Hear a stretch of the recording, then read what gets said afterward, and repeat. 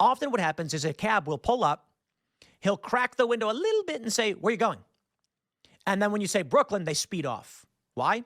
They're not allowed to pick up people in Brooklyn. If you're a yellow cab in Manhattan, you can pick people up in Manhattan and drop them off anywhere. But if you got to drive to Queens or Brooklyn, and then you got to drive all the way back with no fare, you lose money for the day. But they're not supposed to be, they're not allowed to do it. It's actually like they get in trouble for it. So I'm in, I think I was shopping at B&H and a car pulls up, door pops open, and I sit down and the guy says, where are you headed? And I said, here's the address, like Myrtle and Nostrand in Brooklyn. And he goes, and he gets really angry. I'm in the car. He can't kick me out. He starts grumbling. He's driving. He's pissed off the whole time. It was quite unpleasant. It was quite unpleasant. And he was not a good guy to be around. We got to my apartment, and he pulls up and he stops, and it was a $25 fare. And I tipped him 100%. And he sees the tip, and his demeanor changes instantly. He says, oh, thank you so much. Oh, blessing to you and your family. Thank you. He really did say blessing to you and your family. I was like, nah, it's okay, man. I really do appreciate that you drove me to Brooklyn. I know it sucks, but hopefully this money will get you back. And he was like, oh, thank you so much. Thank you so much. And I'll tell you why I did it.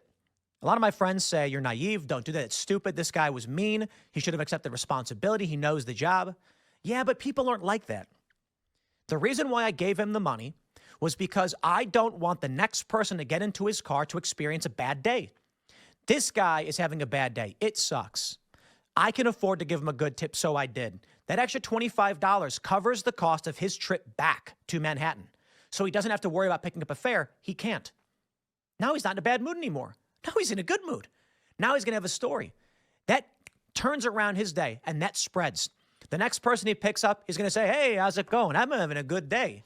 You know, maybe someone might be mean to him. Hatred can spread around, but joy can as well. Here's my point. Sometimes it's counterintuitive. You know, I didn't have to give the guy the money, but I wanted his day to be better, even though he was mean to me. You'd think, but he was mean to you. Why give him a tip? It's not about me.